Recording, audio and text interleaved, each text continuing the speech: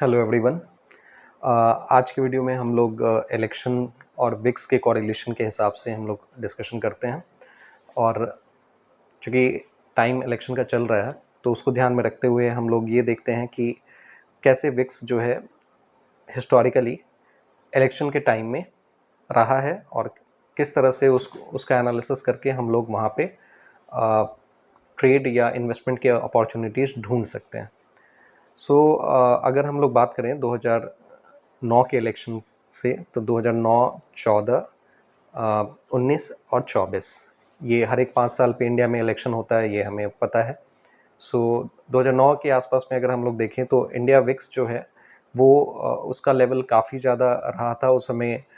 India VIX अगर आप देखें तो 45 से 65 के रेंज में घूम रहा था। तो विक्स जिसको हम लोग वोलेटिलिटी इंडेक्स कहते हैं और इसको फियर इंडेक्स के हिसाब से भी समझा जाता है। तो ये विक्स का जो नंबर होता है वो हमें ये बताता है कि जो बाज़ार का मूवमेंट है वो किस डायरेक्शन में हो सकता है। एक्चुअल में ये डायरेक्शन नहीं बताता है, आप ये समझें कि विक्स अगर ज़्यादा है तो ये बताता है कि आपका मार्केट जो है वो बहुत ज़्यादा वोलाटाइल है और वो किसी भी डायरेक्शन में एक बिगर मूवमेंट दिखा सकता है। नॉर्मली विक्स जो है वो आपका 15 के रेंज में अगर हो तो कंफर्टेबल माना जा सकता है, लेकिन अगर आप ऐसे देखें तो 45 से 65 इवन ड्यूरिंग कोविड जो विक्स का लेवल था वो 80 के अप्रॉक्स भी गया हुआ था। तो आप समझ सकते हैं कि वोलेटिलिटी जिस समय कोविड था वो मैक्सिमम ही चल रहा था, वहाँ पे लाइफ है कि नहीं है उसी पे क्वेश्चन मार्क लगा हुआ था। तो उसको ध्यान में रखते हुए अगर आप सोचेंगे तो वोलेटिलिटी जो है ड्यूरिंग कोविड वो मैक्सिमम हमें देखने को मिला था।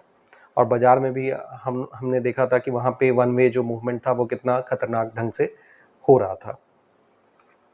तो ये सारी चीज़ें थी। 2009 में हमने देखा कि जो विक्स का लेवल था वो अराउंड 45 से 65 के रेंज में था और मार्केट भी इस बड़े विक्स के हिसाब से काफ़ी डिफरेंट वे में परफॉर्म किया। उसमें अगर आप देखेंगे तो लगभग 50% का मूवमेंट अगले 2 से 3 महीने में आपको देखने को मिला। इसके अलावे 2014 के इलेक्शन में अगर हम देखें तो विक्स का रेंज जो था वो अराउंड आप कह सकते हैं कि 20 टू 35 के रेंज में था। तो वहाँ पे भी अगर हम लोग देखें तो मार्केट का मूवमेंट जो था आफ्टर ड्यूरिंग इलेक्शन या आफ्टर इलेक्शन आप कह लें कि वो अराउंड 12 टू 15% का जो है मार्केट का मूवमेंट हमें देखने को मिला। इसके अलावा 2019 की बात करें तो विक्स का जो लेवल था वो अराउंड 15 टू 28 या 25 के रेंज में 28 के रेंज में चल रहा था और उस समय जो मार्केट का मूवमेंट हमें देखने को मिला वो अराउंड 7 टू 8% देखने को मिला था इन कमिंग टाइम। और 2024 के हिसाब से देखें तो आज जो विक्स का लेवल है वो विक्स 20 को टच कर चुका है और रेंज जो है अराउंड आप समझ लें कि 12 से 20 के बीच में अभी हमें देखने को मिल रहा है। और ये एक्सपेक्ट किया जा सकता है कि अगर ये विक्स चूँकि मार्केट में अनप्रेडिक्टेबिलिटी इलेक्शन को लेके लोगों के मन में देखने को मिल सकता है या देखने को मिल रहा है, तो मार्केट भी उसी तरह से मूवमेंट दिखा रहा है। तो जो भी अभी मार्केट में अगर देखें तो ऑलरेडी इलेक्शन डिफरेंट फेजेस में चल रहा है इंडिया में और 3 फेज़ के इलेक्शन तो कंप्लीट हो ही गए हैं और अभी अगर हम देखें तो विक्स का लेवल 20 टच कर चुका है। तो देखते हैं कि आने वाले समय में अगर विक्स का लेवल काफ़ी और ज़्यादा अगर बढ़ता है, जो बढ़ने की उम्मीद है, वैसे कि इसमें जो होगा मार्केट और भी ज़्यादा वोलेटाइल होगा। इस सिचुएशन में हमें क्या करना चाहिए? तो अगर हम लोग इन्वेस्टर हैं तो हमें ये ध्यान में रखना चाहिए कि अभी जो है हम थोड़ा-सा वेट करें, वेट एंड वॉच की पॉलिसी अपनाएँ और उसमें हम ये कर सकते हैं कि जब तक थोड़ी क्लैरिटी ना मिले या आप समझें कि इलेक्शन जब तक ओवर नहीं होता है, तब तक हम थोड़ा वेट कर सकते हैं। क्योंकि अगर इलेक्शन मान लीजिए कि 4 जून को इलेक्शन के रिज़ल्ट आ रहे हैं, तो उस हिसाब से हमें 4 जून तक हमें ये क्लैरिटी मिल जाएगा कि मार्केट का मूवमेंट किस डायरेक्शन में जा रहा है। तो वैसी स्थिति में जो पैनिक सिचुएशन है वो ओवर हो जाएगा और हम आराम से उस समय अगर हम अपने पैसे को इन्वेस्ट करेंगे तो एक बेटर जजमेंट के साथ में हम लोग स्टॉक में बने रह सकते हैं। नहीं तो अभी जो पैनिक मूवमेंट है वो किसी भी डायरेक्शन में जो मूवमेंट होगा तो हमें अपने पोर्टफोलियो को नेगेटिव में देखना जल्दी गवारा नहीं होता है, ठीक है। और इसके अलावा भी अगर हम लोग देखें तो अभी मार्केट में कुछ अटकलें चल रही हैं कि अभी सेंटर में पुरानी गवर्नमेंट कंटिन्यू करेगी या नई गवर्नमेंट कोई दूसरी पॉसिबिलिटी होने की संभावनाएं हैं। तो इसको ध्यान में रख के अगर देखें कि अगर जो पुरानी गवर्नमेंट कंटिन्यू होती है तो डेफिनेटली मार्केट जो है वो एक पॉजिटिव ब्लीप लेने की गुंजाइश रहेगी, मार्केट जो है वो ऊपर की तरफ जाने की उम्मीद रहेगी। मार्केट का जो अपर एंड अभी तक जो रहा है, जो हाईएस्ट लेवल अभी तक जो देखने को मिला है वो 22,800 निफ्टी का लेवल हमें देखने को मिला है। तो अगर बीजेपी जीतती है तो हम ये मान के चल सकते हैं कि निफ्टी जो है एटलीस्ट इस लेवल तक जाके टच करे, 22,800 के रेंज में जाके वो टच कर जाए।